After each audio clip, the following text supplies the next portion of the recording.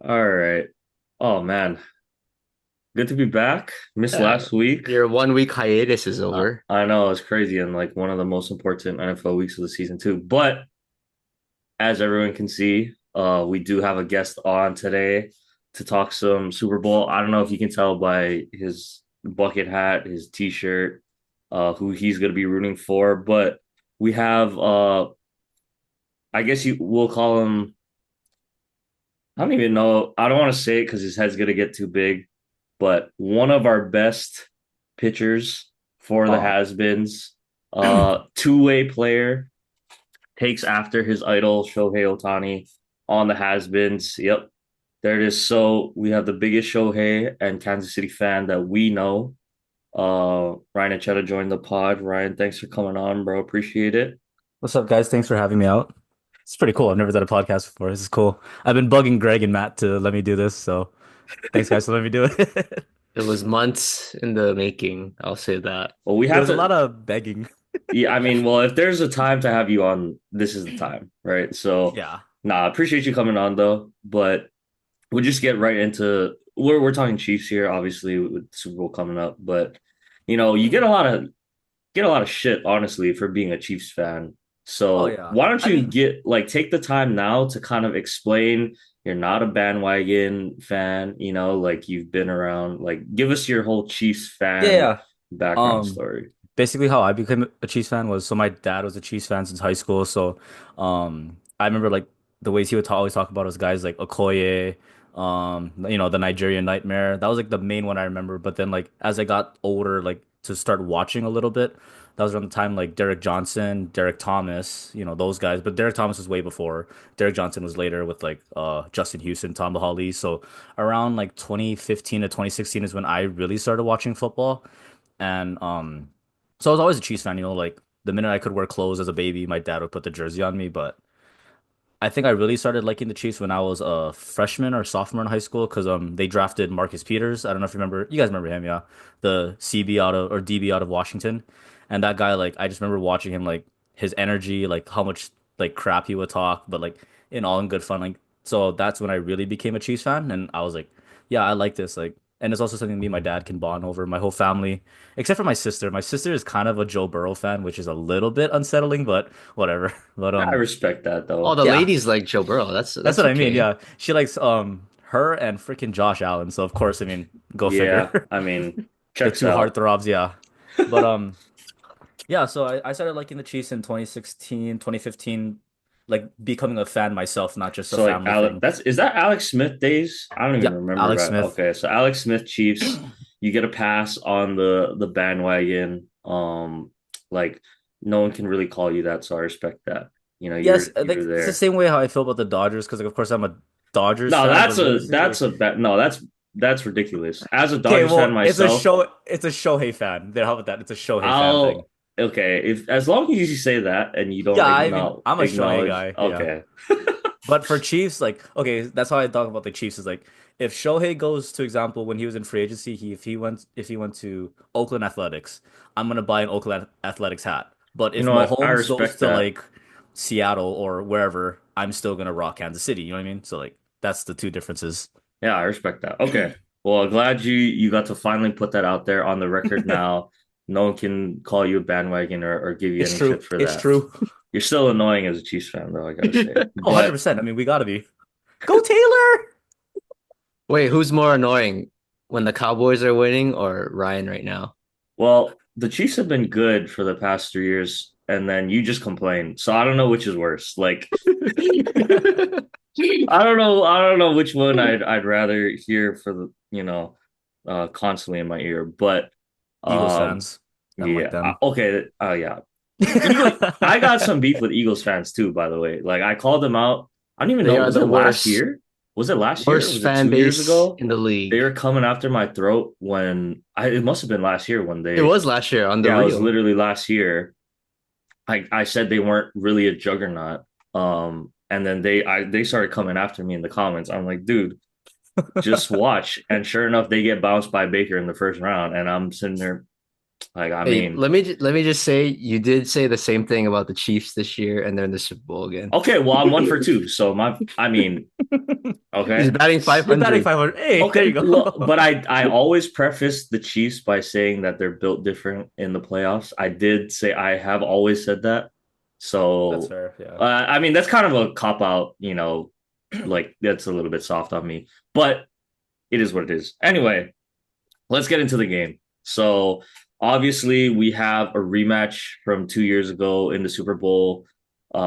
Eagles and the Chiefs, obviously a little bit of a difference. I would say more obviously on the Eagles side, personnel wise, coaching staff wise. So a little bit of a new look, but nonetheless, we still got Jalen Hurts there. We still got Sirianni, AJ Brown, all the big players, but they obviously add the big addition in Saquon Barkley. But just getting into the game itself, Ryan, since you are the Chiefs expert, and I kind of asked you this, over the weekend, so Yep. I think you kind of have an answer. But obviously, one of the things that the Chiefs have to keep in mind is how are they going to contain that Eagles offense, right? Obviously, they got Yeah. Jalen Hurts, AJ Brown, Devontae Smith, and like I said, Saquon Barkley. So, just to give just want to get your take on the Chiefs' defensive game plan, right? Like, hey, you're Steve Spagnuolo. You've got to see how this Eagles team has kind of positioned themselves, their offensive game plan. Just curious, what are you expecting to see? I guess out of this Chiefs defense.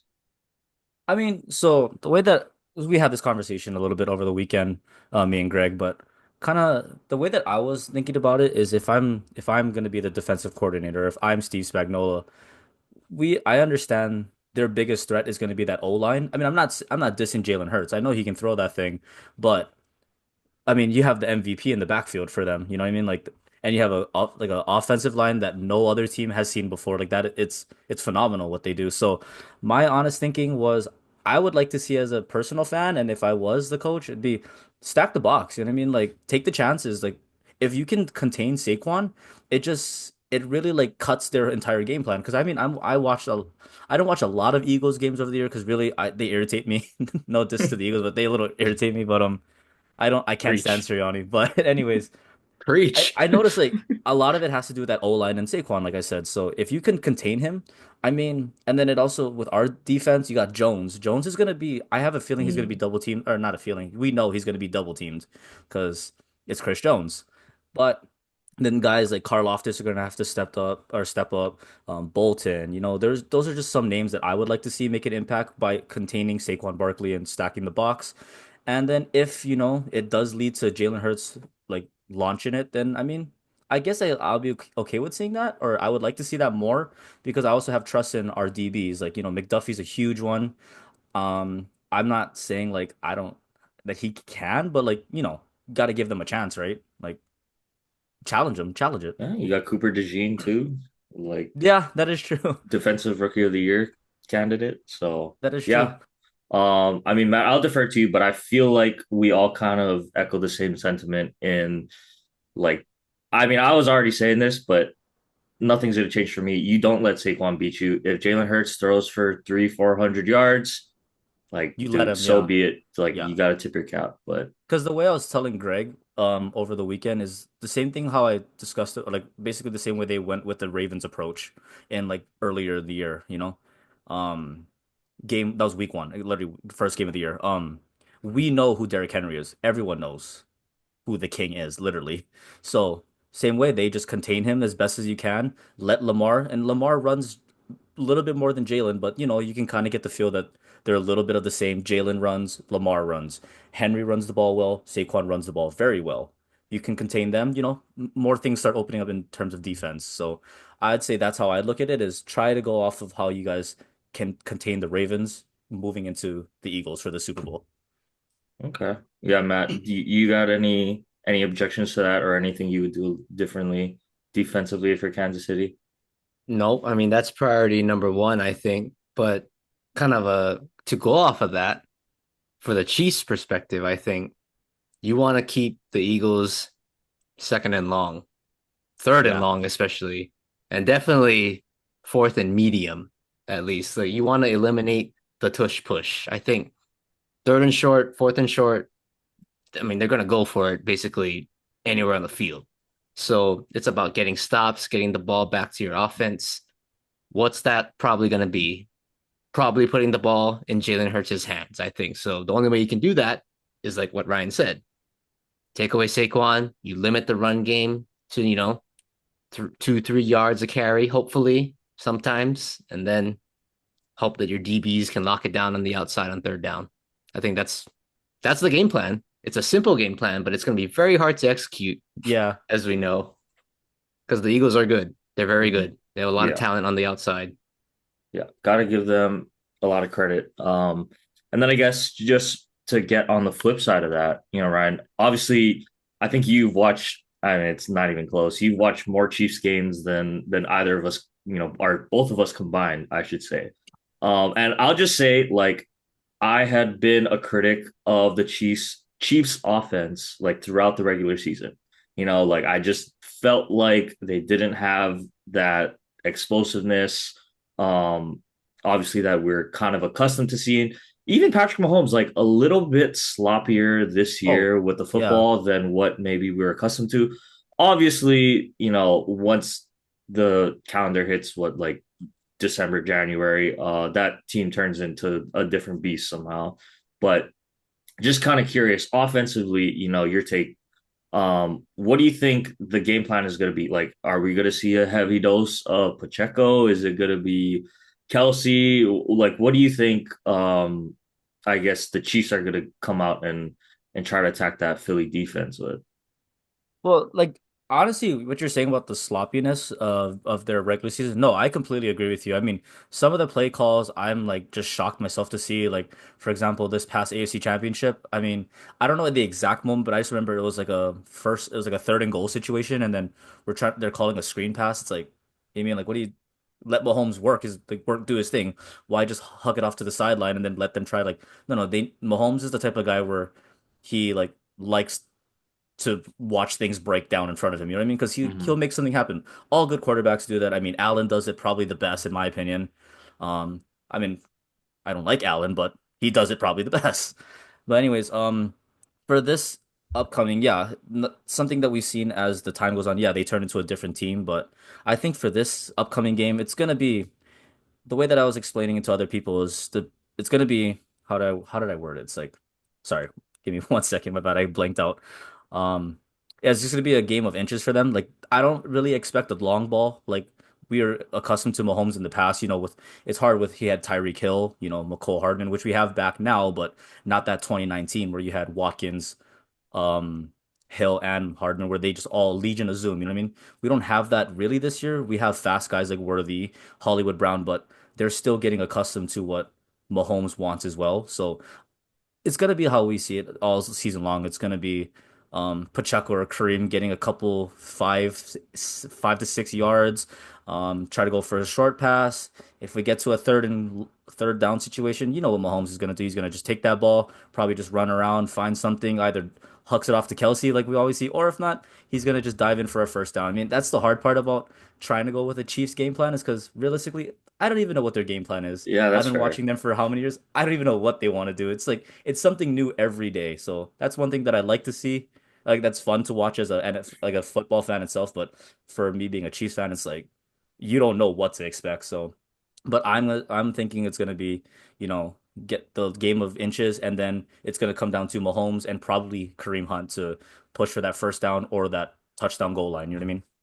Yeah. That's the way I looked at it. Yeah. No, I mean that's fair. And I think any NFL fan, over the past 4 or 5 years now, we can say like you definitely, if you watch primetime, you watch the playoffs, you've seen Kansas City games, and you've seen what Patrick Mahomes, like you just said, does on third down, on fourth down. And it's so annoying when you're rooting against him because it's like just tackle him. And Yeah. like I honestly have to just tip my cap to the dude. He just finds a way, like you said, whether it's using his legs, whether it's finding an outlet some that shouldn't be there or whatever it is, he just seems to make the play.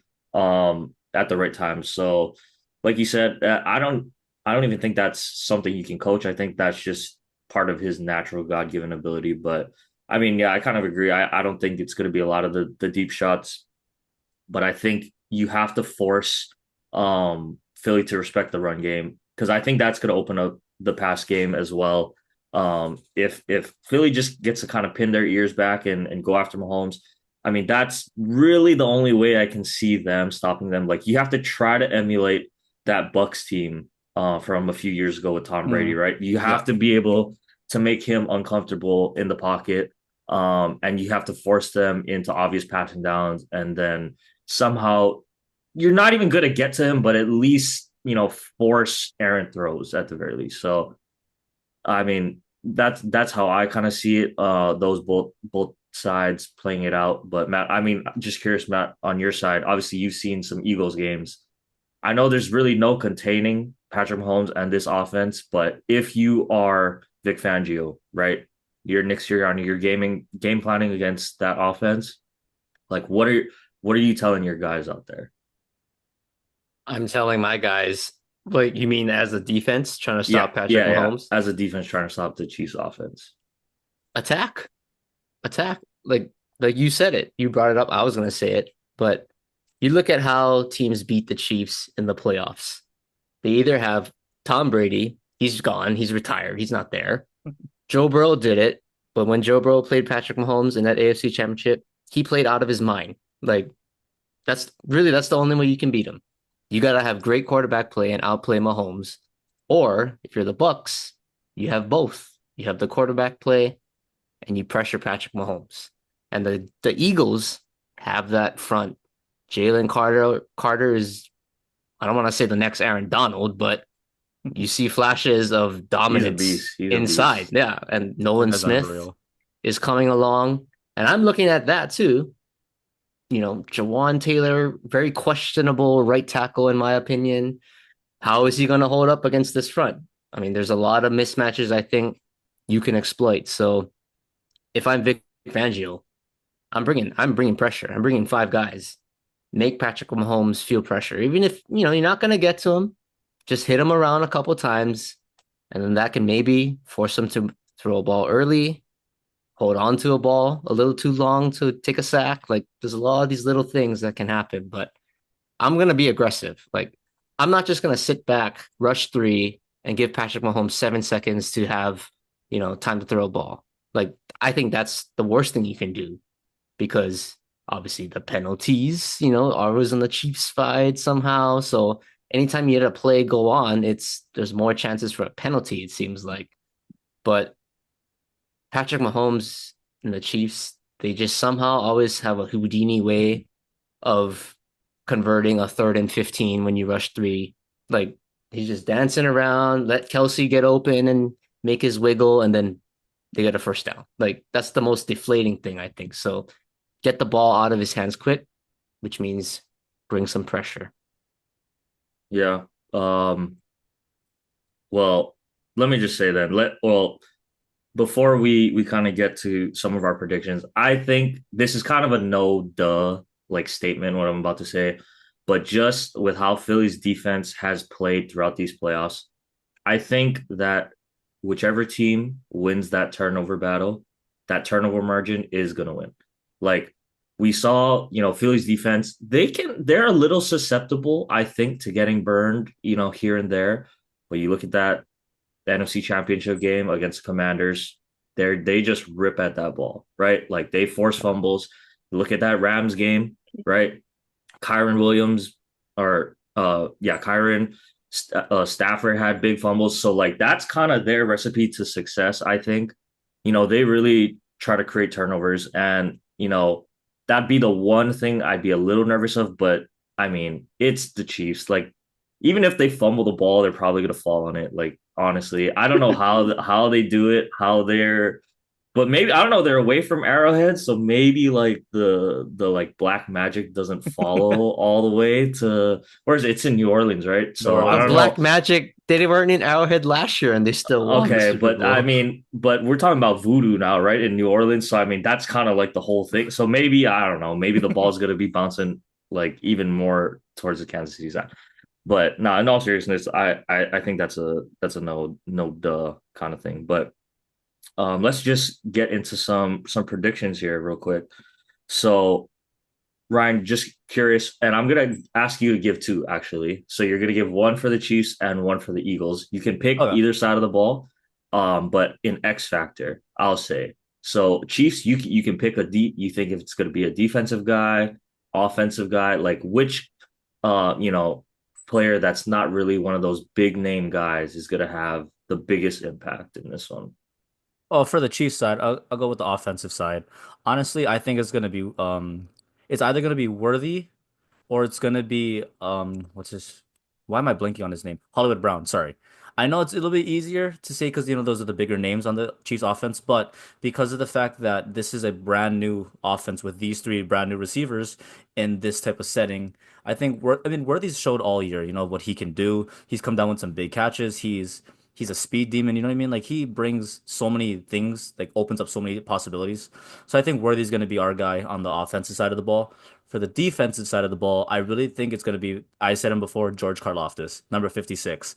That guy, I mean, we've seen it. He blocks kicks, he gets sacks, He's such such a small name, but also too, he makes things happen.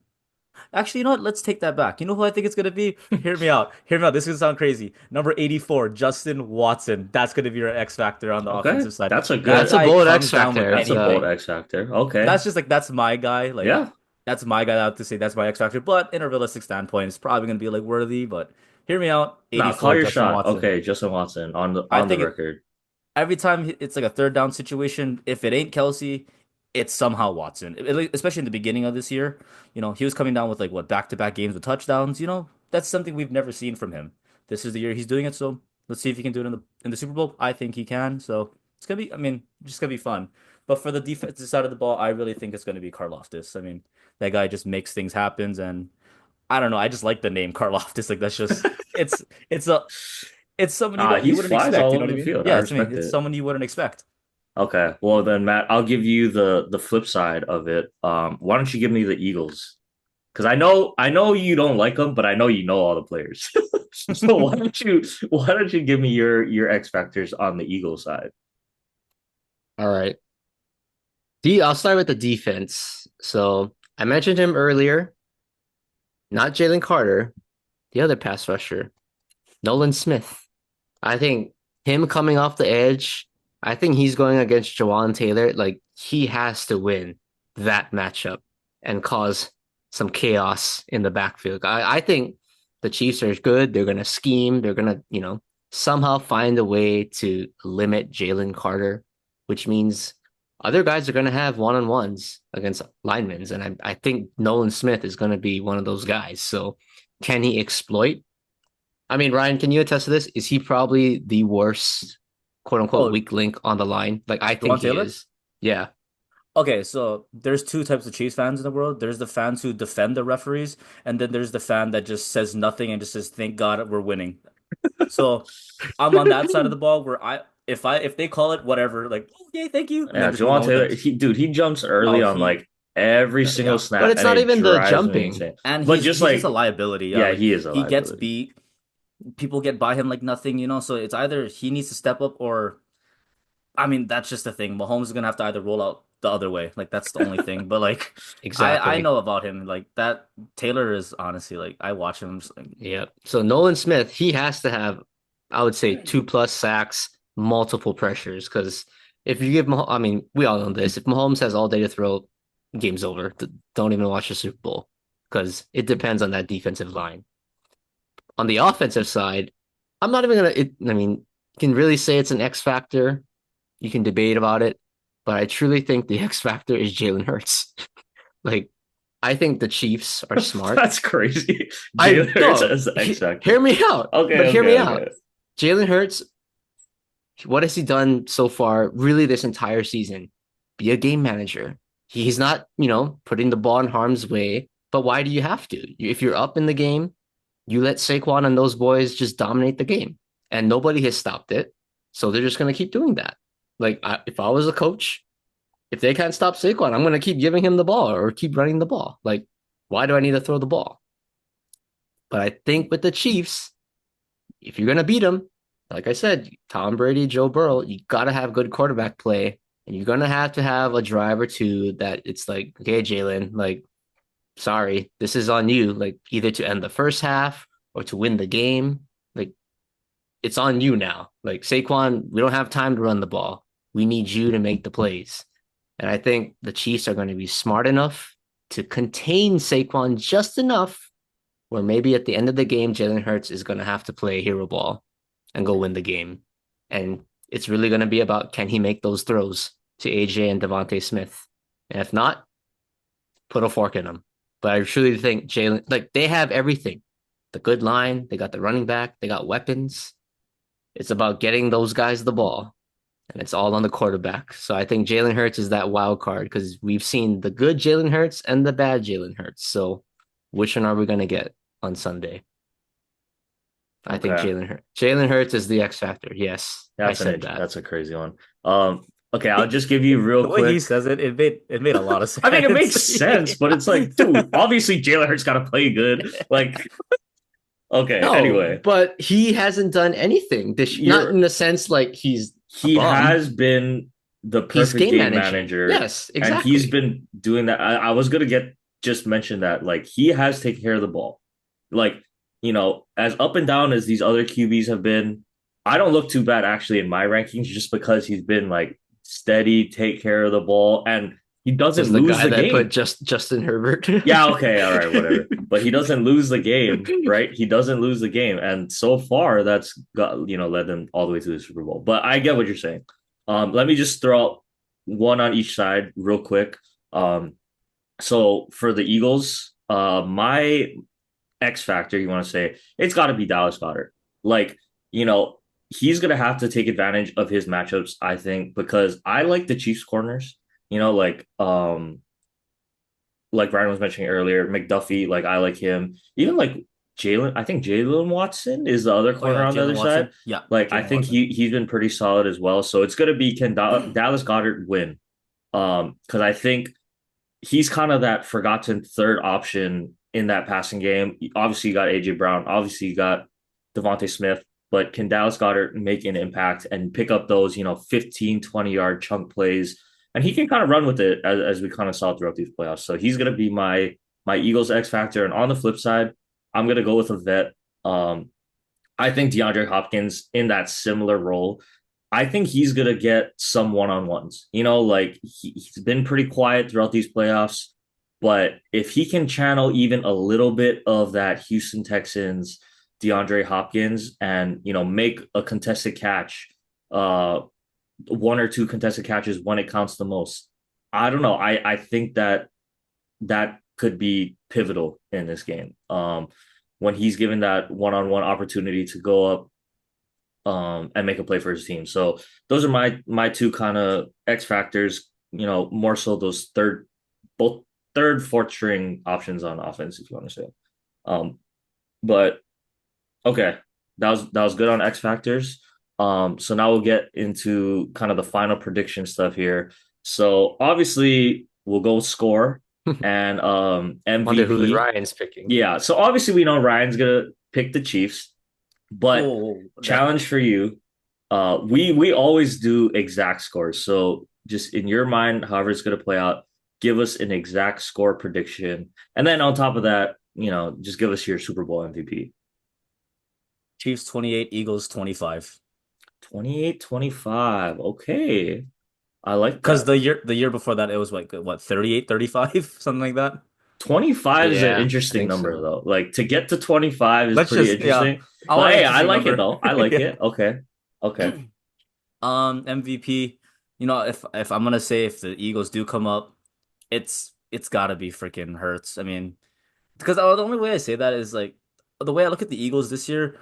I don't know. You can call me if this sounds a little bit stupid, but it kind of reminds me of the 2019 Titans, where you have Tannehill at quarterback and then Derrick Henry. You know what I Actually, that's mean? not bad. I Yeah, kind of like like Yeah. that. yeah. I So kind of like like that's why that. I look at it as like Look at this guy. He's Tannehill a isn't pro the already. greatest, like Guy wasn't knows the ball. greatest X factor in that run, but because Right. they're being supported by Henry. But same thing with these Eagles. Hurts is doing just enough, or probably enough to get them to get the job done while Okay. having freaking Saquon Barkley. You know what I mean? So Uh-huh. if it's gonna be the Eagles, it's gonna be Saquon, or I mean Hurts. I mean Hurts. Sorry, Hurts. Chiefs. Come on, it's gonna be It's obviously Mahomes. gonna Like Mahomes. he Yeah. could he could be out in the first quarter and they win. It's still Mahomes somehow. Like that's just what he does. I don't know what it is, but yeah, it's gonna be Mahomes MVP, and the boys are gonna do it. The boys are gonna three-peat. All right. Well, you heard it from the Chiefs fan himself, Matt. What is your final score prediction and MVP? Uh, I think, I think, I think the Chiefs 3-peat too. I think they pull it out. I'm gonna say Chiefs 30, Eagles 27. 30 And to 27. obviously, like, okay, if the Chiefs win, it's gonna be Patrick Mahomes. Yeah. Yeah.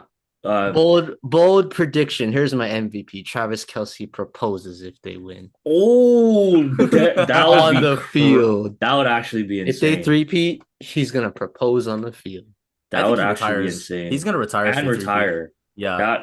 That's a good point too, actually. Because the way Yeah. my dad was talking, like me, my dad is very like a bigger Chiefs fan than I am a little bit, which is kind of crazy. But he's saying that if Travis wins this year, he goes for another year.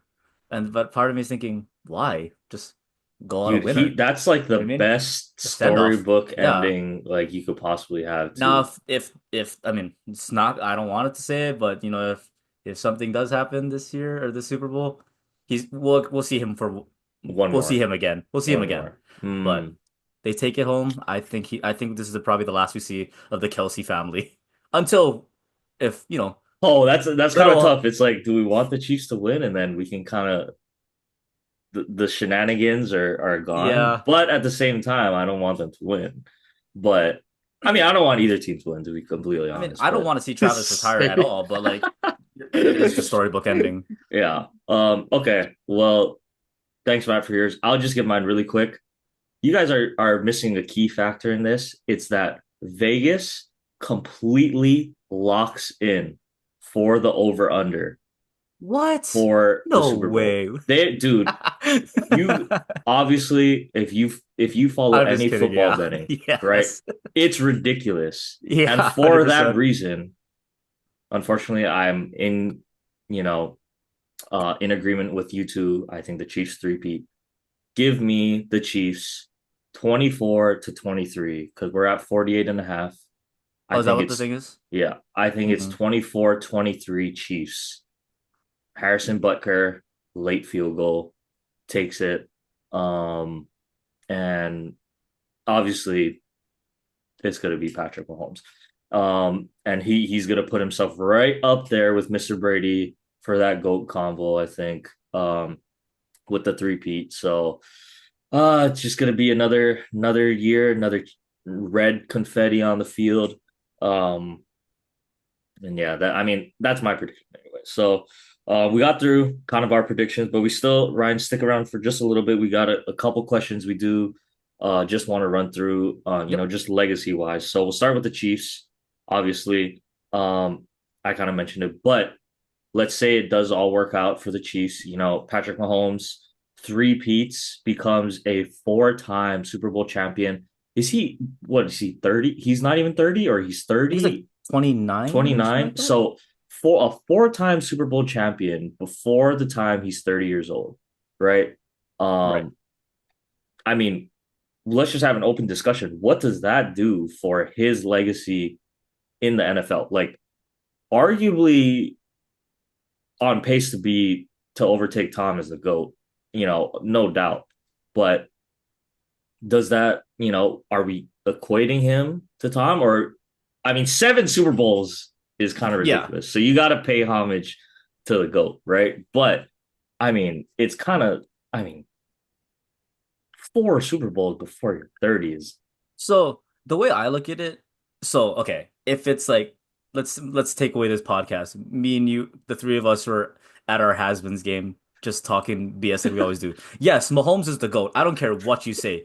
Like, there's no, like, I don't care what you think. No, Mahomes is the greatest player that ever lived. He could just retire. He could lose every Super Bowl. He's still the greatest of all time. But in all seriousness, I think with this three-peat coming up, yes, of course, it like puts him higher and higher and higher to that GOAT conversation. But I'm gonna like you gotta like what is it? What is the word? There's just respect what Brady did, you know. So I watched the interview with Gronkowski and I think it was like Fallon. So of course Gronk's not the you know what I mean. But He's anyways, Team he Brady. mentioned something where he said Mahomes versus Brady. The Patriots had the greatest 2 decade dynasty. The Chiefs right now have the greatest decade of a dynasty. Now, if Mahomes can replicate this into another decade, then I think yes, Mahomes is easily will surpass Tom as the GOAT, regardless of the rings. Because if they just complete this dynasty into another year or another decade, that's exactly what um Brady did. So to beat that, yeah, that's very much GOAT worthy. But with a three-peat, I'm not saying that it's of course it's never been done, but the 7 Super Bowl rings, it still has to I look at it like that. Like that's why people say LeBron and Jordan. I'm not gonna lie, I'm team Jordan because of the rings that back it up. But am I dissing what LeBron did for the game? No. Am I dissing what Brady did for the game? You know what I mean? It's just I view it more championships over individual statistics. If that makes sense. Kind of if I don't know if I worded that correctly, but if you No, I guys mean agree with what I I get meant, it. Everybody has their own Yeah. perspective. And yeah. so, Matt, I'll let you jump in wrote in a sec, but I'll just say I think that weirdly, when it comes to football, actually, I think that championships don't necessarily like they're a necessity to have, but I don't know if that really ranks you as far as GOAT status. Just because compared to basketball, let's say, right? Like basketball, I have LeBron over Jordan by a smidge, but it's the longevity discussion, right? In this case, like you put Patrick Mahomes and on those Tom Brady teams, honestly, like they might have 8, 9 like championships. Like just being completely honest. Don't get me wrong, Tom played phenomenally, right? But in the Super Bowls that they lost, look at the Eagles, you look at the 2 Giants ones, right? Like if Tom, if Patrick Mahomes is back there, right? Like, and he's able to avoid a Michael Strahan, a Justin Tuck, you know, like those were elite Patriot defenses that I would say. And I don't, okay, I'm still not content with saying Mahomes is, the GOAT over Brady just yet because, like I said, dude's not even 30, still has some ways to go. But even if he doesn't get to 7, like he wins one more, like if he's at 5 for the rest of his career and he continues this, high level of play, gets to a Super Bowl, gets to a couple Super Bowls, like he might be my GOAT when it's all said and done, even if he doesn't get to 7. That's just my opinion. But he gets this three-peat, like it is clear cut. There's no, it's like Brady and Pat, and that's like end of story. There's, Sorry, yeah, if I could just real fast jump in. Yeah, I agree with definitely that. I do believe that Mahomes is going to be the GOAT. But as of right now, in this today, which is February 3rd, yes, Tom is. If Mahomes gets to 3, it just inches it. But the only reason why I say that is because Mahomes is 0-2 against Brady in a playoff setting. that's fair. But That's a good point too, that's the actually. reason why I say that. Like, I gotta be like realistic, you know what I mean? Like, I can be the biased Chiefs fan, but I also can be a realistic football person. That's fair. But at the end of the day, I know that Mahomes will be the GOAT. I'm like for sure about it. But and today it's hard because I do know Yeah. that my guy's 0-2. But he does have to win. I think we're all in agreement. Yeah, He has to yeah, win this one. yeah. He Okay. has to cap this off because everyone went for the. Or has anyone did Brady ever go for the three-peat? Yeah, I he don't remember. had, didn't he have Brady like, only got back to back. oh, was it only back to back? Okay. Yeah, Yeah. well, so I don't know if anyone has ever went for the three-peat then, Yeah, but I think this would be the first actually. so I mean that's another reason he'll be GOAT worthy, but still three-peat versus 7, or it's be 4-7. So I mean, you know what I mean? Yeah. Sorry. All right, Matt. What do you think? Well, I'm gonna be objective, but I'm a Brady guy, as you know, Greg. But to Ryan's point, Brady beat Patrick Mahomes Yeah. twice. That's a good point. One to knock him out of the Super Bowl, one to take away the Super Bowl in Tampa Bay. So if you're gonna go on a GOAT thing, like you can look at the LeBron Michael Jordan comparison. Those two guys were in different eras. They never played against each other. Brady and Mm, Mahomes, that's a great point. they matched up. Like you look at all these, Yeah. basketball, baseball, like all these GOAT comparisons are in different generations. But football, if you're comparing football, this is probably the one where it's like The goats actually they got to, yeah. actually That's a good play point, each other actually. head to head. Yeah. You're right. You're right. So that Tom is gonna have that forever. Like Right. he's not coming back. Yeah. So I think if Patrick Mahomes wants to have a legit case to be the quote unquote GOAT, I think he has to pass seven. Wow. He has to get eight Okay. because he beat you in a Right. sense. Hmm. So there has to be something to that. Right. That's Now, a good point. if he keeps this pace up, it's going to be very possible because you win this one, he's going to have four. And let's say he stays healthy, he plays to 40, 42, Let's just roughly, call it, let's say or 40. 40. I'll call it 40? 40. Okay, so he's got another 10 years. If the Chiefs keep doing this thing, Andy Reid stays along, Travis Kelce might be gone, but is it possible he can win 4 out of 10? Like Yeah. that's doable, I think, realistically. So there is a chance, but right now, if it's not at eight, I can't say Mahomes passes Brady. I'm sorry.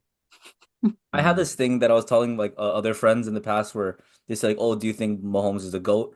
I was saying in the beginning that if Mahomes took this team in the beginning of the year, because this is when Hollywood was hurt, we didn't have DeAndre Hopkins, Rice went down with the ACL injury, Pacheco went down with his injury. So in the beginning, I said if Mahomes took this team to a Super Bowl and won it, then easily the GOAT. But now that we see that the team has like developed into what we see today, which is like a powerhouse kind of. It's a little bit of a different argument, but I still take that perspective from the beginning to now. Where so I know I keep changing my answer around, but like these are just things I've like thought about. Yeah. No, that's a good point, You too. I take that mean, team from the beginning and bring them all the way to the end to the finish line. That's something that is GOAT worthy. But another reason why I can't diss Tom is because he has had weapons, but at the same time, not all the time. You know what I mean?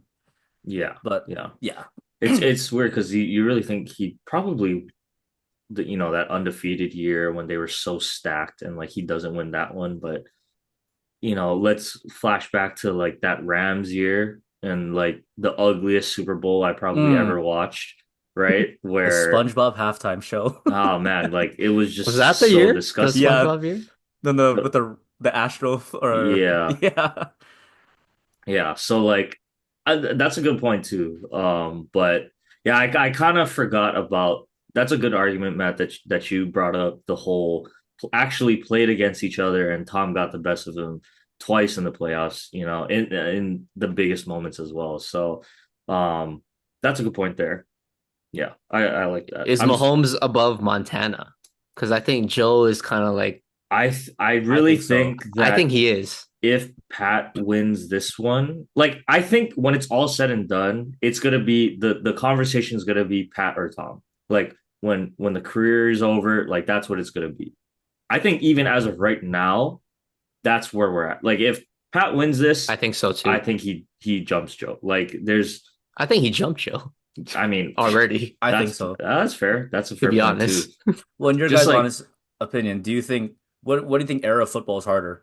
This era or like Brady's era with when you have guys like Ray Lewis, Ed Reed, Sean Taylor, or Montana's day and age? Because I'm not gonna lie, I don't know any of the players back I in think Montana's for age. sure, if you want to talk, it depends how you define harder. I think the game is different. Like The game has definitely become more soft in like terms of it's like hitting wise. 100%. Yeah. Yeah. But like the Um, talent is definitely I think higher in nowadays. yeah, the athletes, there's no doubt across all sports, you look at baseball, you look at basketball, football, soccer, it doesn't really matter. Like players are more skilled now more athletic now than they were 10, 20, 30 years ago. However, I think football is the one you can kind of argue it the game is so different because Yeah. you can throw over the middle now. Like think about that. Back in Yeah. like the 80s, you can't throw over the middle It's a unless you hospital want to ball. get your guys like literally almost killed, right? Yeah. Even today, so many teams can throw over the middle and wide receivers don't have to worry about it. Like don't get me wrong, you put Devontae Smith run a slant back in the 80s, he's out for the season, right? Like imagine him taking a lick from prime Ray Lewis or something like that. I mean, Devontae Smith's probably like what 6 foot 180, like something like that, right? So the game is just so different now. I think it is hard, but I will say probably was harder to be a quarterback back then, just Mm. because there's so many The rules now hits. that protect the Yeah. quarterback, right? Like, I mean, we've seen I'm gonna call him Flop Allen when he's out there like pulling that stuff. I love Josh Allen as like his game and stuff, but he flops, dude. Like as a Dolphins fan, I've seen it in person. Mahomes is a little bit, too like kind of toying with the rules. We saw it in that past game where, oh, let me just stop right before I go out of bounds. Like, oh, you're gonna hit me, kind of thing. So they like to their credit, the rules are in and they kind of manipulate the rules. That's what Yeah. you would expect any quarterback to try and do, right? But that would not fly back in the day. So I don't know. I think as a quarterback, definitely was probably a little harder back Okay, then. So that kind of goes against my point, but yeah, you're right. So no, Mahomes is still better than Montana. yeah. Montana Okay. was a Chiefs guy too, so That's That's true. that's true. That's true. Um it's actually how my mom became a Chiefs fan. I just remember that. okay. No. Well, last question before we let you go, Ryan. On the flip side, you know, obviously running backs, their legacies probably aren't as dependent on winning a Super Bowl as quarterbacks' legacies are, right? But Right. Saquon Barkley, I mean, who could have seen this kind of production coming? We know the kind of talent he was back in New York, right? But to have the season that he had would probably be a perfect storybook ending for him to top it off with a ring. But, realistically, with how this Eagles team looks, and I don't even what is it? How long did he sign his contract for, Matt? It's what, like a 3 years. 3 year contract? Okay, and So two more after this. don't get me wrong, Derrick Henry is a freak of nature, Saquon Barkley is a freak of nature, but this is probably maybe his only chance to win a ring.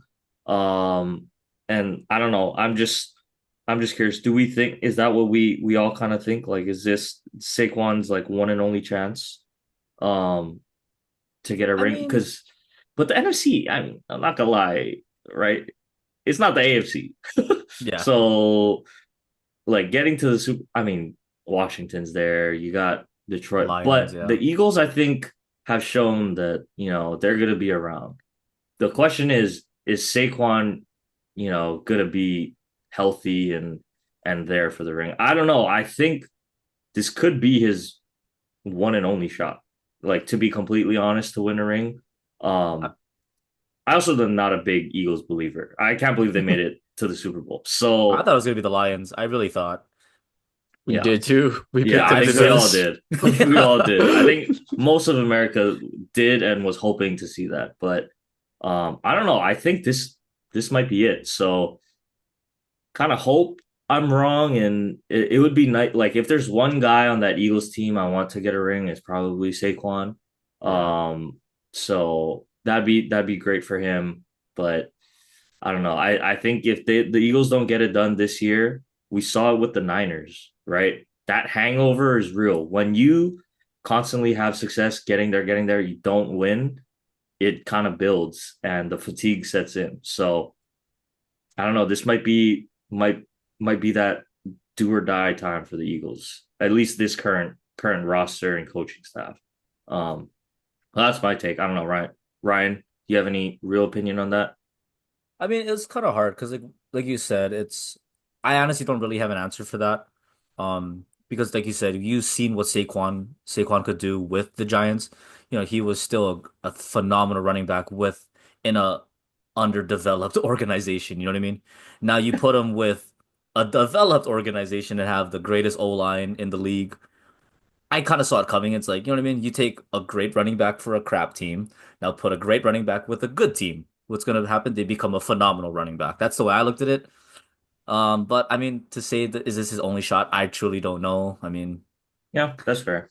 it's a hard one. You know what I mean? Yeah. Like, What about you, Matt? You I asked think, it. yeah. Sorry, yeah, So, that's it. no, you're good. This is his only shot.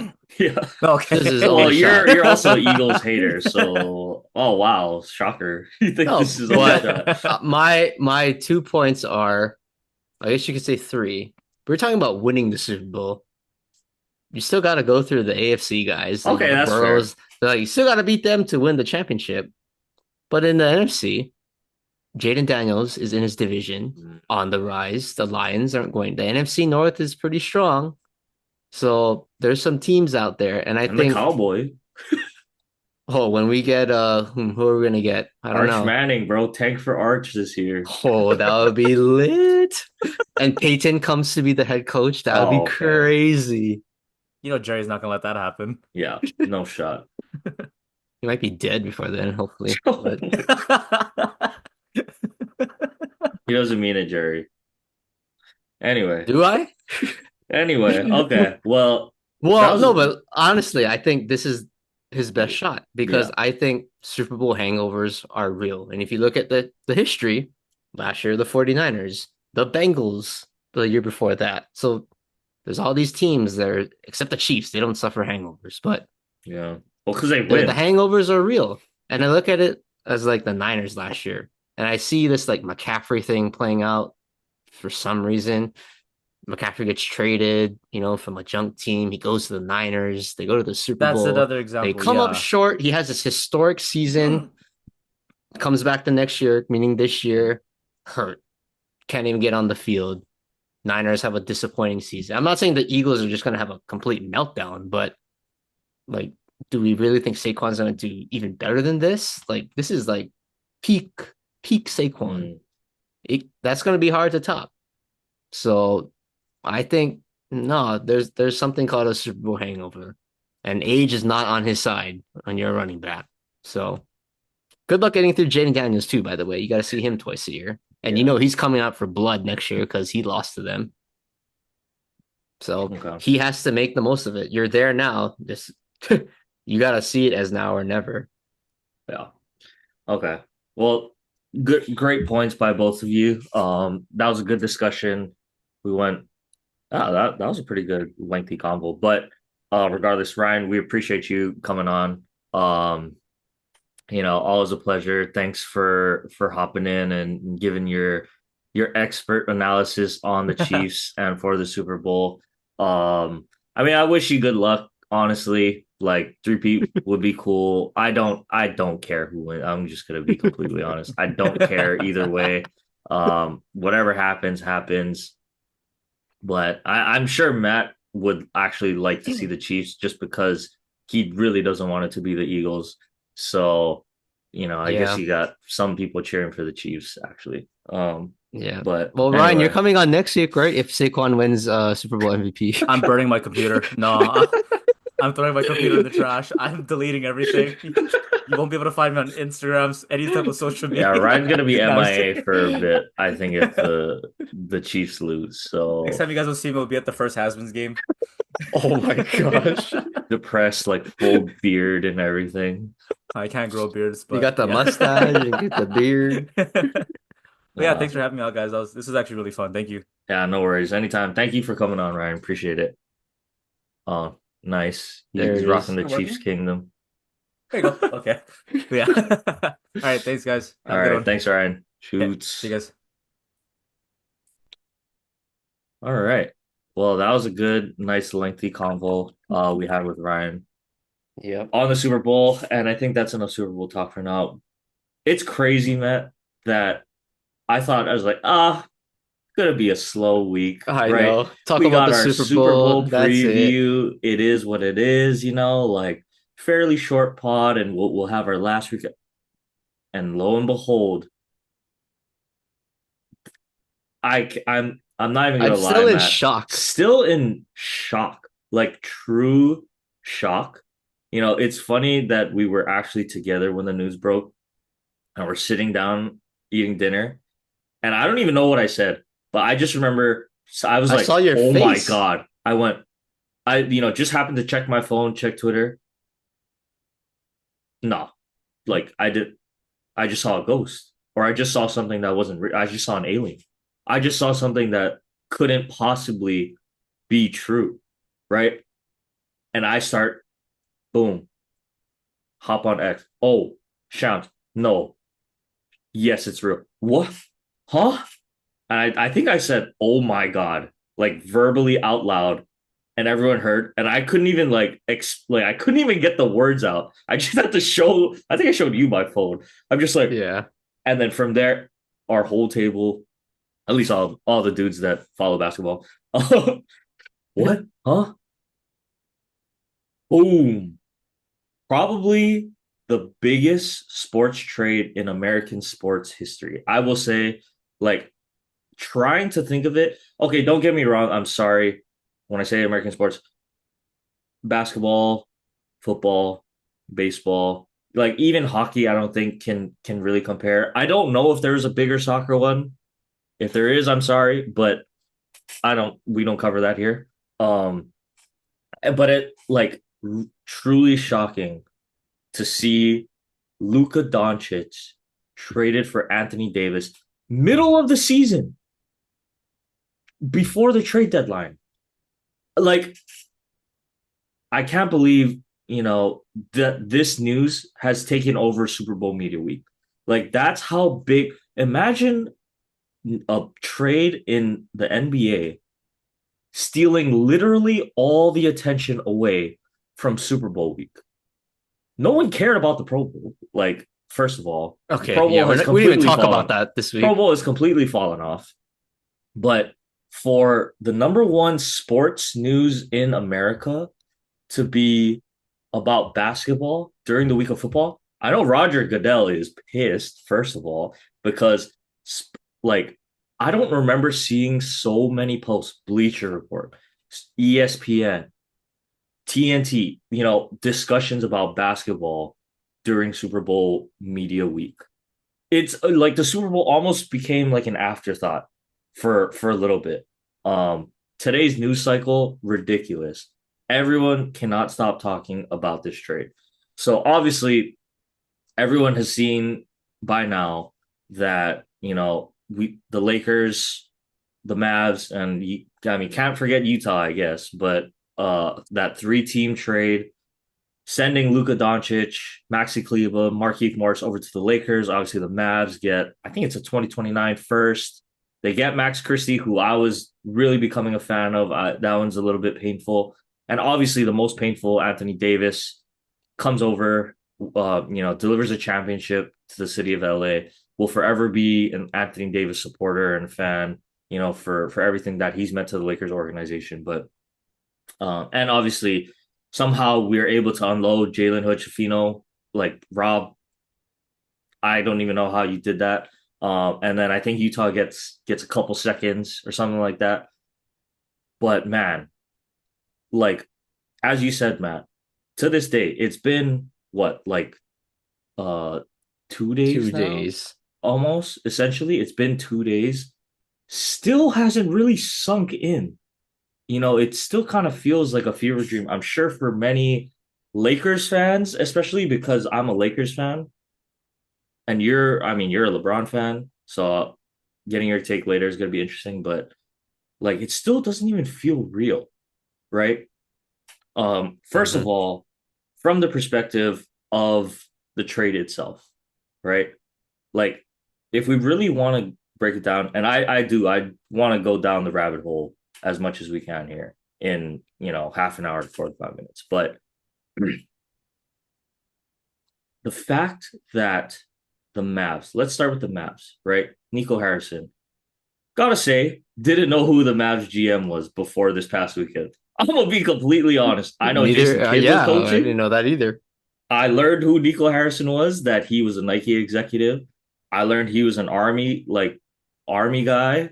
All this stuff has close relationships to Nike and Clutch and uh Rob Pelinka even. They have a relationship together.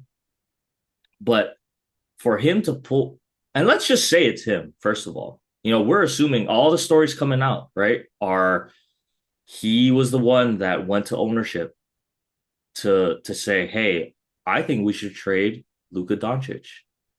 5-time All NBA, 5-time All Star, Rookie of the Year, 25 years old, right? Eligible for the Supermax this upcoming summer. And for him to say, I think we should trade him, just kind of like there has to be something that we, the public, and the rest of the league, even you could argue, outside of that Dallas Mavericks organization, doesn't know.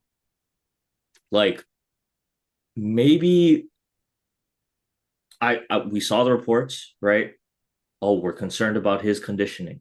We're concerned about his attitude, and he's been difficult to blah blah blah, and we tried to get him to stop complaining to the refs, and we don't think it was going to work, and we care about defense, and Anthony Davis is the guy we wanted all along. He's all NBA defender, all NBA player, 31 years old, like prime of his career. I don't buy it for a second. Like, I know I'm the conspiracy guy, but come on. Come on, right? Like, there has to be a reason that you're going to trade a perennial talent, not just like basketball is one thing, right? But let's even think about that business side of it.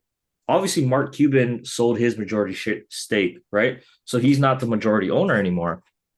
But, to run this by ownership and for them to be on board as new business, people, Luka was the face of that franchise 100%. And I'm sure was hoping to be the face of that franchise for his entire career, right? Like, just from a monetary standpoint, to be willing to not take that $350 million hit, like, you lose out on Christmas games potentially now that Luka's not there, right? You lose out on brand deals, on merchandise, on sponsorships, just because he's a global, as we kind of talked about with Shohei, he's a global superstar in Europe, right? In Asia, obviously in the US.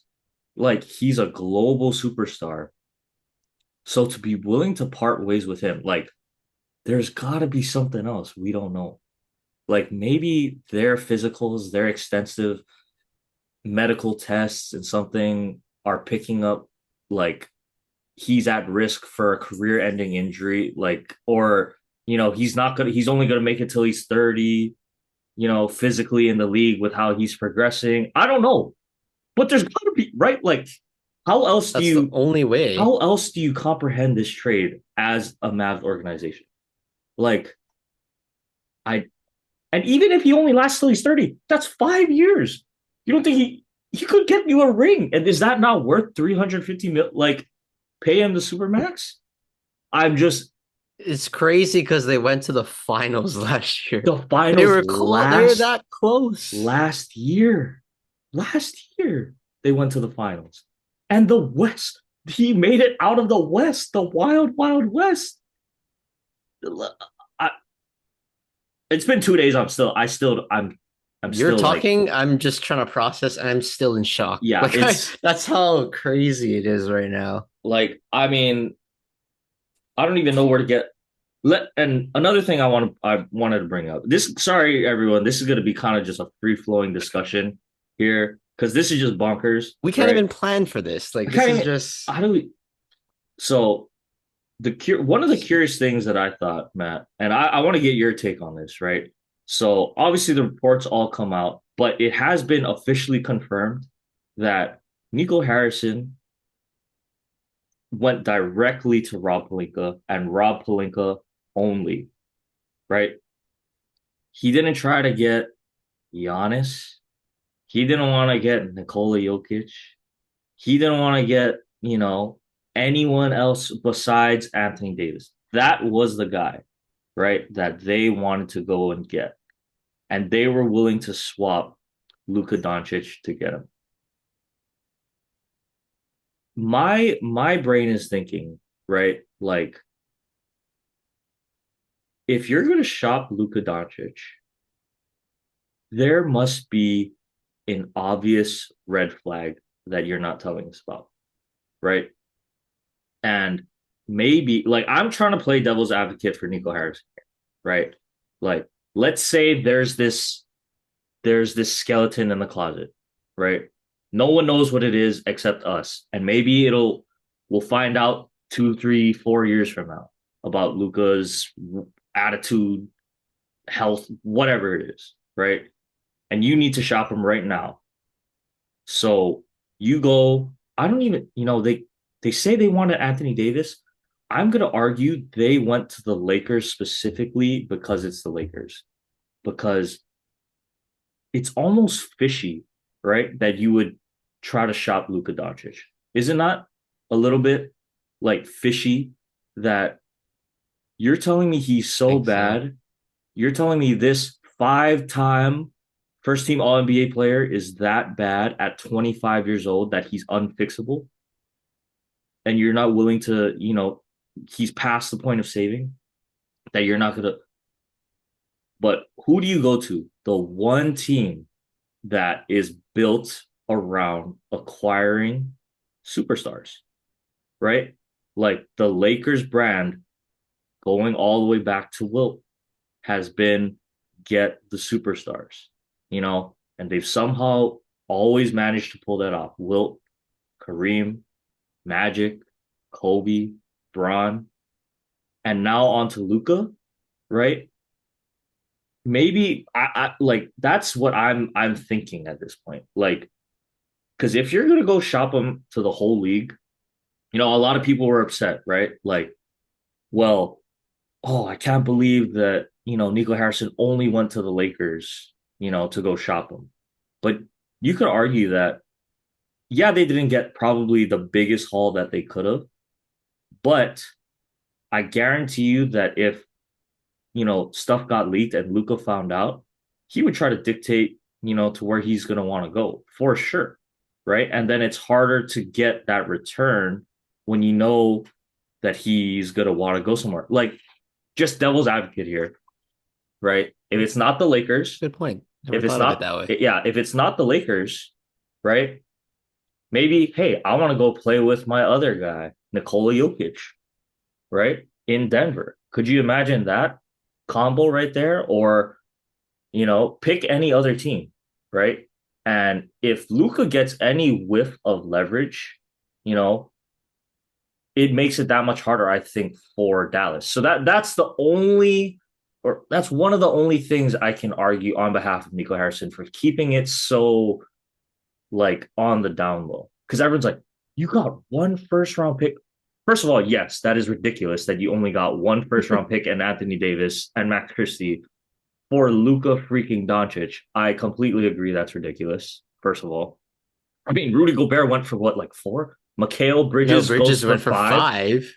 Like, what are we doing here? So, completely on board with the sentiment that they didn't get enough. But going to a single team, maybe Rob was the only GM in the league he could trust. The Lakers were the only ownership group in the league that the Mavericks could trust to keep it completely isolated. No news leaks, anything like that. Because as we heard, LeBron didn't know. AD didn't know. Luka finds out at the last second. Jason Kidd, I listened to the interview, didn't know until quote the 11th hour. So maybe that's what, they sat down and thought about it and they constructed the best game plan for their franchise. Right. That's the only way I can argue, like devil's advocate wise, on behalf of Nico Harrison. and the Mavs ownership and front office, right? Because nothing else makes sense to me, right? Like you're in such a win now mode. You don't think you could get like you could probably trade Jimmy and for Jimmy and Bam to send Luka to Miami. You know, like realistically, you could probably do that, and then you get a five, and you get Jimmy defense, right? These defensive minded guys, like Anthony. Okay, don't get me wrong, I love AD. I think he's a top 10 player, potentially top five. You know, when he's healthy, but Hey, no, Luka he's not Doncic. Luka Doncic. Like Luka just has that thing about him, right? The step back over Gobert. He just like he ran through the Suns that one series, right? Like he just has this uncanny ability to put the ball in the bucket and find and make creative plays. Yes, his defense is absolutely atrocious. Yes, his effort needs to be fixed. Yes, probably his diet and complaining to the refs, conditioning, all that stuff needs to be fixed. But the dude is 25 years old. You're telling me you completely are bailing on this Well, perennial talent? is it like a Zion then? Because that's the only comparison I can think of where it's like a dude is talented, but he's out of shape. But even Zion isn't Luka. Exactly. But like the Pelicans still have Zion. Like they haven't traded him yet. Zion, to be honest, if you just look at him, kind of looks out of shape. Luka, is he bigger? Yeah, but I'm like, maybe I didn't watch enough Mavericks games, but he looked fine. It was more in the playoffs where he started to kind of run out of gas, because typically he's not used to going, obviously, to the NBA finals. He's been consistently, first, second round, maybe. But that finals run, it's a lot of wear and tear. Playoff minutes are just different. You're it's just different. We know that. So, but I didn't notice anything like that drastic, like I mean, the physically. physically, yeah, it was pretty obvious how bad and unfocused he was defensively. That was always the The thing, though. He complaining never to the played refs, defense. that was hard to watch, I will say. You Mhm. know, I man, I can't remember which exact game it was, but I know there was a key point when he was complaining to the refs in crunch time. That was game. I think it was game. I want to say game three in Dallas when they had a shot and something happened and he complained to the refs instead of like playing defense or grabbing a rebound. Yeah, I don't know. I have I a think it distinct was memory game of three. that. Yeah, I think it Yeah. was. I have some distinct memory of us talking about that. But I mean still like I said, 25, five-time first team All NBA, 25. That doesn't just fall from the sky, like oh my god! And keep in mind, I'm a Lakers fan here, so don't get me wrong, I'm ecstatic because, in my opinion, this is almost like you can't, you almost can't lose if you are Rob Pelinka and the Lakers, right? Like even if even if AD goes on to win at least like one championship with Dallas, you know, we're assuming Luka's gonna be on lock for the next 5 years. Because why wouldn't he choose to resign with the Lakers? Right. And you just Dallas just completely lit a fire under Luka's ass. Like as we know, I think we know he can, hold a little bit of a grudge. He's like, he got some Luka has some attitude to him, right? Like he has some fire, competitive fire there. You just cost this man $100 million by trading him. Since they trade, I don't know if you knew this, Matt. Since they traded Luka, he's not eligible for the supermax. You saw that. Yep. So I and would. I'll argue this. It's more than that because he was playing in Dallas. You keep all that. you're That right. paycheck is yours. You're right. And now you You're go in to California. one of the That state highest tax is state taxes, crazy, and it's going higher. And he just, I think Chandler Parsons today goes on to say he just closed on a $15 million house last week. So talk about really feeling like you're gonna plant your roots here. I'm gonna live in Dallas for the next 10 to 15 years of my life. I'm gonna be with this organization. And then to not even tell him he's in trade talks or they're considering this or you're gonna get traded until the deal is done. I mean, just what a complete like I don't I'm still so shocked by it. Like I can't even imagine how Luka must have been feeling. You know, whatever his gripes were with the front office and the organization behind closed doors, obviously we'll never know. But for him to, come up, be under Dirk's wing for a little bit, right? He's had these clutch playoff moments. The city of Dallas has completely embraced him, wrapped their arms around him and his family there. And for him to just get shipped off on a Saturday night from Dallas to LA, just like that. He's not even playing, by the way. Just like that. I mean, I'm sure he's still probably trying to process things. Like 2 days later, I saw him in a Lakers jersey today. Or like Lakers hoodie today. I was like waiting to wake up, kind of thing. So, I mean, we haven't even got to the basketball stuff yet. So, I mean, that's just my like thinking behind this whole trade. It's so mind-boggling. And truly, Matt, I don't know if we will ever see a trade in American sports like of this magnitude. You know what this Honestly, says though? It's a power move. it is a power move. I'm It's a glad you brought that shift. up. It's a shift from Yeah, players having power to now back to the ownership. orgs. Yep, Yep, it's the higher ups. They're saying, "See, we don't care if you're the man." This is a message to and like guys like LeBron and stuff like that. Like, we don't care. that is We're crazy. the Yeah, boss here. yeah. And I heard, If you don't follow the rules or you don't perform to our expectations, you're gone. mhm.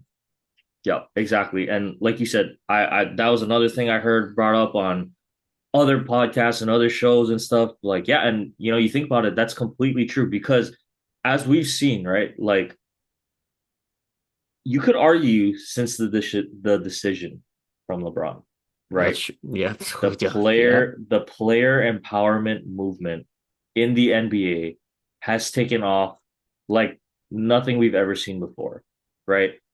You hold out in football, okay, go hold out. We're not going to pay you. Go ahead. You think you're so special, you can't be replaced? Okay. When a superstar on one of your NBA teams requests a trade, holds out, tries to force their way out, how many times have we seen it over the past, let's call it even 5 years, right? KD, Kyrie, James Harden, Kawhi. James Harden. Really though, He right? is the king of that. I'll say Yeah. that. And you go down the whole list, like even Anthony Davis, right? Wanted to get out of New Orleans. So I mean, just kind of crazy. In one instant, you see all these NBA players now saying, Ant said it today in his post game interview. Like, if you don't trade Luka, the best scorer in the league, nobody's safe. And I think that was a complete wake up call and power move, like you said, to the owners and the organizations. Even, and I will say this, I think I heard Stephen A talk about it today or something, but for Rob Pelinka not to consult LeBron about this is saying that, hey, Bron, you ran the show for the past 18, 20 years, you could argue, but sorry, even you have your limit. And now we got to plan and do what's best for the organization. To be fair, the Lakers have obliged LeBron, I think, you know, with looking at all the clutch guys that they signed, or I mean, hell, even Bronny this year, right? Like obviously, they've done their due diligence to keep him happy, but um, I think this was kind of a little bit. And on the flip side, though, maybe they chose not to include LeBron in this talk specifically, just because it was Anthony Davis, and he probably, that's a tough spot, to put LeBron in as well, right? Like we're gonna lose one of your best friends on the team, but we're gonna get one of the guys you've always wanted to play with, right? So isn't that a good thing? And for him, so that's the one thing I'll say. Like maybe Rob was considering that too, but to not consult LeBron, he's been the GM, right? I think everyone knows that for how many years now. So, yeah, crazy. Just the shift and the instant snap that this trade has, done to the NBA landscape. Hey, Adam, uh, I know we were saying that the ratings and the stuff and was going down. So if you're at all orchestrated or behind the scenes of working at any of this stuff, my bad. Because I think the NBA ratings are about to skyrocket. And the fact that they're competing with the Super Bowl, yeah, I think that'll tell you all that, needs to be said about the rest of this regular season. So, That yeah. Lakers Mavs game at the end of Oh, February is going to be like I think that's going to be must watch TV. the Yeah, I think highest so. rated NBA regular season basketball game. You could argue 20, 30 years probably. Like a regular season game. It It might be will like be, LeBron returns to Cleveland the first time when he was yeah, the villain. Like yeah, that kind of that kind of draw. Exactly. Just because football's going to be done, there's going to be no baseball. It's spring only going to be training. basketball. Yep. So, yeah, I'm sure every sports fan is going to be licking their chops to see that game. AD on the Mavs, Luka as a Laker. Oh my! Even myself, I'm like, can it be that time already? Like, I want to see that in action. Um, but sorry, I know kind of spent a lot of time there, but Matt, I do actually want to get to some X's and O's basketball talk. About what this does now with current rosters in mind. Keep in mind, like we're recording this on Monday. There's a trade sometime Tuesday. We're not going to know about that, but um, as the rosters currently stand right now on Monday night, you know, call me crazy, and I know I've heard some arguments of this, but you talk about win now. Actually, the Mavs, like it kind of makes sense to me a little bit. This is assuming they all stay healthy now, right? But you got Kyrie finally back in his bag, right? I think he's averaging like 25 or something. And this is like clean Kyrie, you could say. Like not hearing any like chatter or there's no off the crazy court off the stuff. court stuff with Kyrie. Clay seems to have kind of found a second win, maybe there. You add Anthony Davis, who obviously went, I think his last game with us, he went 40-20. So, like, What a way to go out. what a way to go out, right? But he's capable of doing that at any moment. And he's even happier. He gets to play the four because you got Derek Lively and um, Effort. Daniel Gafford at the five. So you got two guys that can swap in and out. And throw PJ Washington on top of that, by the way, who is a 3-and-D guy, one of the best 3-and-D guys in the league himself. So you really think about it, that's pretty scary, lineup right there to be able to run a Kyrie pick and roll with AD. And then you have a lob threat at all times. You got two catch and shoot guys. You got perimeter defense, interior defense. Like it makes a lot of sense actually for that Dallas run. Do they have enough attrition? Yeah, okay. Yeah, okay. We'll maybe we'll need to see that. But that starting five, like you could probably put them up there as one of the most well-rounded. Like it's kind of reminiscent to me of like the Knicks, right? Like if you really think about how the Knicks are constructed, right? A little bit undersized point guard, but can put the ball in the basket. Um, outright superstars. Then you add a big, that can kind of stretch the floor. They play good defense. have a lot of wing guys that can defend and shoot. So to me, they're kind of built similarly to that how the Knicks squad is built right now.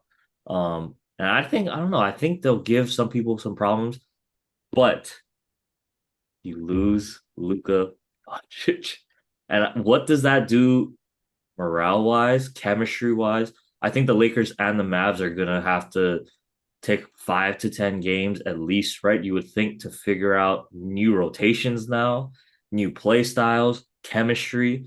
To do that in the middle of the season, both teams still kind of in the playoff hunt. It's going to be real interesting these next 5 to 10 games, I think, for both teams. But call me crazy, I do like the Mavs this year. Future wise, yeah, we'll have to see. But I think I don't want to say they're better, but if they can play out to how I'm expecting, I think they're a second, potentially conference finals, you know, caliber team. I think so. Yeah, I think. Well, it sounds like they're. I guess it's starting with Nico Harrison. It's a more of a change in philosophy, change in mindset for an organization. Like Luka, flashy, doesn't play defense, but now you're kind of bringing in a core led by Anthony Davis that's built on defense. I think they're trying to impose physicality. I mean, they got you could say three bigs. PJ Washington, you said 3 and D. Clay Thompson, veteran. What is he? A 4-time champion. Obviously, he knows about winning. Kyrie Irving is an NBA champion. He knows how to win games. So I feel like there's kind of a culture shift now in Dallas that they're trying to be a veteran physical team, I think. And it's going to be 1, maybe 2 years, I think, where they have a solid window to like actually push to compete in the West. Yeah. Um, so we can get into hypotheticals, who wins the trade, yada yada yada. But right now, Dallas, they only care about this season, maybe next season. But Yeah. I think defensively, they're going to give teams some problems. But I'm going to question though. Yes, Anthony Davis gets to play the 4, but Lively and Gafford, not guys that can stretch the floor, at least offensively. So how is that going to affect AD in terms of him going away from the basket now? Like, how is Jason Kidd going to get the most out of Anthony Davis? Because, Well, at least there is the yeah, that is familiarity. true. Yeah, he did coach. I mean, it's not like AD can't shoot, but Yeah. if I'm a coach, like, I don't want AD shooting 10 threes a game. Like, I No, want him imposing his I will don't think he's gonna inside. be a I don't think he's gonna shoot threes, but that 15 to 20, 10 to 15, 15 to 18 foot range, like I mean, he's pretty solid or Yeah, in but I that think right area. now So too, even with Dallas, like we said it, trade deadline is when is it? Tomorrow, Tuesday? I think Is it it's the Tuesday? sixth or the fifth or the It is sixth. Sith. Okay, but in a couple days, so rosters can change. Derek Lively is still out, possibly to the playoffs. We don't know that. I'm just saying, what if Dallas trades Gafford for something? Then AD is gonna have to play the 5. So there's all these different scenarios that can change, I think, with how I would say actually both rosters are gonna Yeah. look. That's Because funny too that you both of brought that these, up. yeah, because I feel like Dallas, and you touched on it earlier, they don't have, I would say, great depth. Like you could say their starting 5, if they're healthy, that's pretty solid. They got a nice 6 guys in the rotation, but who else they got after that? That's gonna really impact Max Christie. I Maybe was he's just gonna about get to say implemented. I love Max and I loved how he was shaping up to be Yeah, so young, but like athletic. I would think he's spelling, Clay and PJ Washington's minutes, but who's like, is it Jaden Hardy? Like That's Kyrie a good Irving's point. I couldn't like, even tell you. I don't know. Like, but like, I feel like Gafford now is a guy that maybe you want to explore in the trade market because I think Lively is the center of the future for this team. Not like his season's over, but you might have to go a month or Hmm. two without a true big. So Anthony Davis is going to have to be that guy. So how is that gonna affect everything? I think I don't know. Maybe we should go to the Lakers side because I think this is where it gets a little spicy. Yeah. I mean, I'll just say before we leave the Mavs, I forgot, they got Spencer Dinwiddie. They got Max Christie, Exum, Najee Marshall. So it's like Quentin Grimes, like they got some guys. I'm not gonna, I forgot like about Dinwiddie. Not gonna Yeah, lie. I wouldn't hate that bench, and I think Spencer's been having a decent year. Because he's not with the Lakers, obviously. It's just how it always goes. Yep. But yeah, like you said, let's get to the Lakers because first of all, let's go back even before this crazy trade. I was still thinking they need to get a five for sure, right? Like Yep. we need some rim protection besides AD. Now I think that's magnified even greater.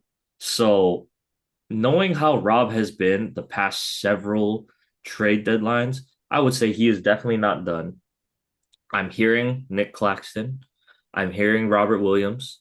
Two Because guys. Miles Turner is the big Miles fish, Turner right? is the big one that they've been trying to land for, it feels like 3 years, 4 years. I don't even know. They've been trying to get Miles Turner for a long time.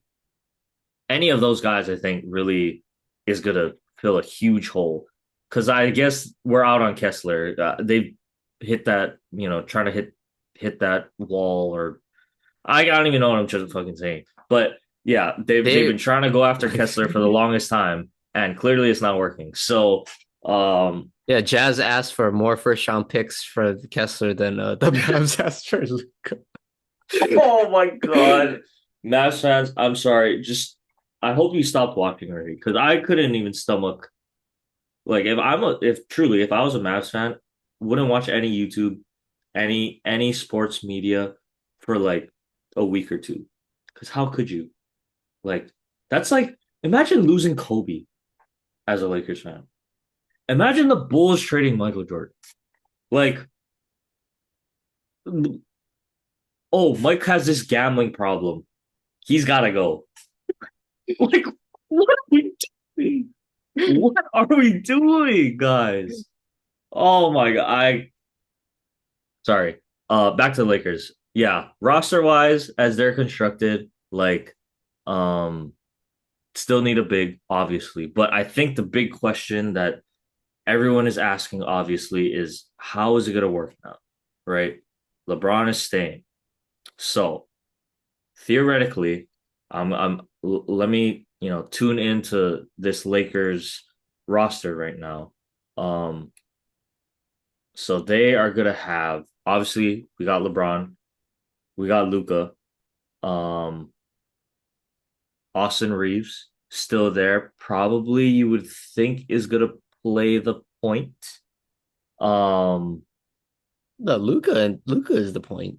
well, I mean, sorry, Are you yeah, you're saying right. until he returns? I mean, until he returns, yeah. But sorry, never mind. That's dumb. Luka's obviously going to play the point. You got Austin Reeves. You got LeBron James, right? So I think those are the three solidified starters that you go out there with right now. Then you can rotate Dorian Finney-Smith, Jared Vanderbilt. I don't think Rui can afford to play with that unit just because that's not enough defense, right? So it's gonna have to be Vando. It's gonna have to be DFS, and then as it currently stands, Jackson Hayes or Maxi Cleveland is gonna be the starting five for that roster. Probably a Jackson Hayes, crazy enough as it sounds, but let's say they even trade to get a big, right? Let's say they get Nick Claxton or Robert Williams. I'm assuming we're gonna have to give up Rui potentially. Like, even where does Dalton Connect fit in all this now? Like, a lot of questions, right? That are gonna have to get ironed out. But I'm fairly certain that if the Lakers did were able to keep Austin Reeves in the Luka deal, like he's not going anywhere for Nick Claxton or Robert Williams. So I think Austin is safe, and I think he's staying. So you go Austin, Luka, LeBron, Vando slash DFS, and Claxton slash Robert Williams, right? Offensively, what is that going to look like? Like Luka and Austin Reeves, you could argue their game is fairly similar. Obviously, Austin Reeves not quite the talent that Luka is, but two very like shift. They're more of that shifty start and stop. Get into that mid range area, defender on your hip, floater, midi, you know, bump. Like they play the same game. So, and honestly, obviously, Austin's gonna have to take a back seat to Luka when the time comes. So, does Luka have to become? I mean, does Austin have to become this catch and shoot guy now? Right? But does he play enough defense to warrant him in that position? Like, there's a lot of questions I think right now with how this Lakers team is constructed. I think flip side of the Dallas Mavericks, where the Mavs kind of have a game plan of how they're going to play out the rest of this year. Like, even if the Lakers get a big, JJ is going to have to do, like, he already probably doesn't sleep. He's going to have to sleep never Dude, for the do you like, think JJ Redick even dreamed of this happening? Like he was probably thinking, "Oh yeah, I'm it's, gonna coach LeBron it's, and AD for the next and it's few probably years, one of build those around things. them." Yeah, exactly. And it's like one of those things where it's amazing. It's like when you win the lottery, like, oh my God, I Sorry, I just don't know. hit the lot. It's like I always think like if you hit the lottery, right? It's like, oh my gosh, yes, I just hit the lottery. But you don't realize all the other problems that slowly start to creep in when you hit the lottery and people start to know. You got family asking you for money. You're in this higher tax bracket. Like, if you make a bad investment, it's all gonna come crashing down. So it's kind of like the same thing to me. It's like, oh, we got Luka Doncic. Wait, but we still have LeBron James and Austin Reeves, and we And don't no have a center. big. And how is this going to work with their play styles and the roster that we currently have? But long term, obviously, built better for the Lakers and their organization. But yeah, I think they're gonna be kicking into overdrive the next 2 3 days. And I'm sorry, JJ, but it's called the All-Star break. You get zero break because you gonna have to figure out how to make this team work. Let's keep in mind, you still have LeBron James. Like you want to use LeBron while you still can. And I don't think they were planning on punting the season either, which is the other thing. Like, if the Lakers are the 9, 10 seed and it's kind of like, right on that bubble, I get it. But as it currently stands, the Lakers are the fifth seed in the West. Like, they're not even in the play in this year. So they were completely in win now mode. You got to imagine they're not just going to punt the season. Like, I don't care how old LeBron is. He's not punting no seasons, especially now, right? Because what's the one thing LeBron needs to do to surpass Jordan? Maybe one more ring, right? One more ring solidified, you could argue, as the GOAT. You get one more less than Jordan with your career, your longevity, that might be enough to put you over the top, right? So I'm sure LeBron is telling that Lakers front office, hey, it's great you got Luka. I'm still here. I can still play. Let's go win this year, you know? So I'm just so curious because, the Kyrie and Luka, we thought it wouldn't work and it did. So maybe, Luka and LeBron just have the IQ and have the chemistry to be able to work it out. And hell, if they make a finals run, I'm not going to be opposed to it, right? Could you just imagine though, a Dallas Lakers Western Conference Finals? Oh my gosh. Highest playoff rating we've NBA seen, dream right there. yeah, in the That past would 15 years. revitalize the NBA. Revitalize the NBA for sure. The bad blood between Luka and the ownership group and, AD back to, against LeBron now. Like the ratings, I can already see it. So, Luka um, and LeBron though, that like I was thinking like when it first broke, and I was like, "There's no way! Like you have to trade LeBron. Like you got two basketball. I mean, you got two players that play the same. You got one basketball. Like how is this gonna work?" But then I started to kind of think about it. It's like it'll work. It's gonna work. like LeBron is they're too good of a player, and not exactly even too good, too smart of too a player. smart, The too smart, IQ. and too unself. Like truly, Yep. I can see them running up. Imagine a LeBron and Luka pick and roll, or like you know what I mean, like pick and roll with LeBron and Luka, and LeBron with his intellect as the one setting the pick. Like he's still athletic enough. He can roll. He can pop. He can even if I'm just thinking scenario wise, right? They ran the segment of JJ and LeBron talking about Luca's pick and rolls, right? And JJ goes, "Oh, hey, Bron, what do you think is the best way to stop a Luca pick and roll? Right? Is it drop? Do you switch? What is it?" And Bron's like, "Oh, you got to blitz him, right?" And that was obviously the right answer. So you say, "Okay, you blitz Luca, right? Force him to take the ball out of his hands.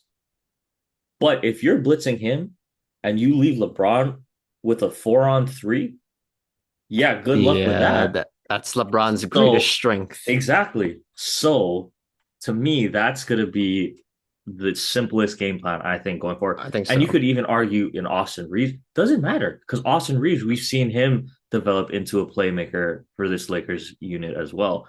So a lot of guys that at first I'm like, what? How? But it's Okay, gonna but that's be where it gets interesting though, is with Austin Reeves. Because I think Luca and LeBron is like, when Kyrie got traded to Dallas, we were like, oh, how is that gonna work? Like, they both need the ball. The first year, I think Kyrie got traded at like the trade deadline. The first year they were kind of bad, and then that like as you could say last season was when they kind of put it together. They go to the finals. So Luca and LeBron, it's like, can they figure it out quicker? That's the only thing. Like it'll work, I think, but it's just how quickly is this gonna gel? it's a Because good point. you don't want to just punt the season. Like Dallas, they were like, I think, like you said, they were like a 8, 9, like just trying to fight to get into the play in. Like could not really title contenders, I think. Mm. But now with the Lakers right in the thick of everything, you can't really afford to like take too much time to figure it out. I think, and it needs to be quicker. It'll work, but it's just a matter of how. But I think Austin Reeves is the tricky piece in this Hmm. because like if you keep him, like call me crazy, do you put him off the bench I was just thinking that you might need to put him back at the six and you or as start as a Dalton six man. Connect as a 3-and-D, like a three or point shooter, or catch and maybe shoot? you have to start Vanderbilt and Dorian Finney-Smith at the same time because really there's not enough defense in that unit, right? If you run Reeves, Luca, and Braun, like okay, I get Braun can still play defense when he wants to, but it's when he wants to, right? And I don't want Braun He guarding the already best said in player that he's not going to play defense anymore. in the regular season. Yeah, and I don't want him playing defense on the best player in the playoffs. Like I don't want him guarding Kawhi. I don't want him guarding Shea. Like I just don't want that, right? That's why we got DFS and we got Vando. So yeah, to your point, like I think it might have to be one of those guys. Austin probably is gonna have to take a back seat and let him and Rui come in and run that. You know, be the primary guys when they're giving guys a break. Um, because at least they have familiarity with each other. But Yeah. it, I it think one is of going to them is going to be be, gone too. I think you yeah, have to trade one definitely of one of possible. those two. And I mean, we've heard Rui's names in talks now, but I think Austin's, trade value, I don't want to say diminished, but if teams know you're trying to shop a guy because it's not going to fit, obviously they're not going to offer as much, right? Like, um, Trade to the Mavs. You don't have to oh give up my, yeah, that, that. well, We'll give you Kyrie Irving for Austin Reeves. that my biggest fear was gonna be, oh my god, I hope LeBron doesn't leave to go play in Dallas because he got Kyrie Oh, his there, two boys. he got AD there. Like, bro, please, bro, just resign, just finish your career in LA, please. Don't go to Dallas. No, as long as Bronny's with the Lakers, he's gonna stay with That's the a good point too. Lakers. But yeah, it's so crazy, man. When does Luca come back? That's when it's like we're really gonna like pay We don't attention. really know. He was speculated to be potentially before the All-Star break, which would be insane. But I think it's still too soon to know. Like they all got to do their own physicals and they got to get settled and you know reevaluated by each team's individual doctors and yada yada. So I don't know. There's still no timetable on really either of those two guys, but I mean the sooner the better for the league, right? Um yeah, I don't know. We'll have to see, man. It's crazy. Can't believe we talked this much about. We haven't Yeah. talked this much basketball all year. Like I think on this pod alone No. has been the most basketball, more basketball than we've talked on all of our previous episodes combined. Like up until this point, honestly. So shout out to Nico Harrison, shout out to Rob Pelinka, shout out Adam Silver for not vetoing it, like and giving us basketball content for us to talk about. So yeah. Well, we only got 15 minutes basically left, Matt. We didn't even get to the other trades. Like it was so crazy. We can bring it up real quick. So obviously De'Aaron Fox now goes to the Spurs. Zach That's a LaVine crazy kind of trade. fills in, and to me, I mean Zach LaVine, De'Aaron Fox, similar esque players, like both extremely athletic, both can kind of score at will. Um, to me, the if there's anything surprising, it's the fact that De'Aaron Fox kind of wanted out of Sacramento. Um, because I think a lot of guys ended up going there to play or stay there for him. Like I know Sabonis stayed because De'Aaron Fox stayed, and I don't know if he took a pay cut actually for oh, De'Aaron Fox, but um, guys like Malik Monk ended up wanting to go there and playing in Sacramento because De'Aaron Fox was there, and then for him to kind of just request a trade and boom, he's gone. But hey, shout out to the Kings for getting Zach LaVine as a replacement. Like that's a hell of a replacement. I think, like I said, two guys with pretty similar games, but Got three first rounders too. That's and a three first round pretty picks, good pretty good overhaul. haul. And the Spurs, on the other hand, like add another dynamic layer. I think that's kind of what they were missing, like a dynamic score. Like I thought Devin Vassell was Vassell. going to take that jump this year. Stephon Castle has been a great, addition to that team. Provides a lot of athleticism. They still have Sohan, like uh Chris Paul running the show, but I think De'Aaron Fox just adds another layer. Even doing stuff because where's Harrison Barnes? He's also in San Antonio, right? Hmm. But De'Aaron Fox just adds that layer of speed and athleticism that I think they were just lacking a little bit of. So I don't know. The future in San Antonio with the Fox Wemby duel, yeah, that's I'd be pretty excited if I'm a Spurs fan going forward. So we'll see how that goes. And then on the flip side, Chicago, you know, what are what are we doing here? We lose Alex Caruso. We now ship off DeMar DeRozan, right? And we are now shipping Zach LaVine, and we get no first No round first round. picks. Hmm. So I Yikes. get that, we're trying to it's rebuild time, tired of being a 10-9 seed.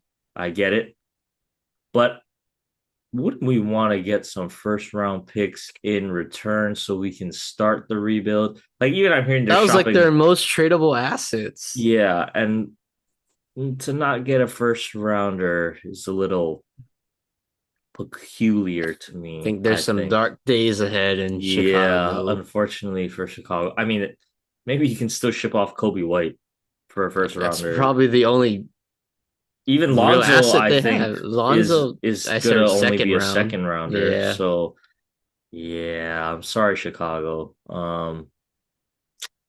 It's not looking too good. But um, yeah, Yikes. yikes, indeed. Oh man. Okay. Well, Matt, it was a long one. Had a lot to talk about.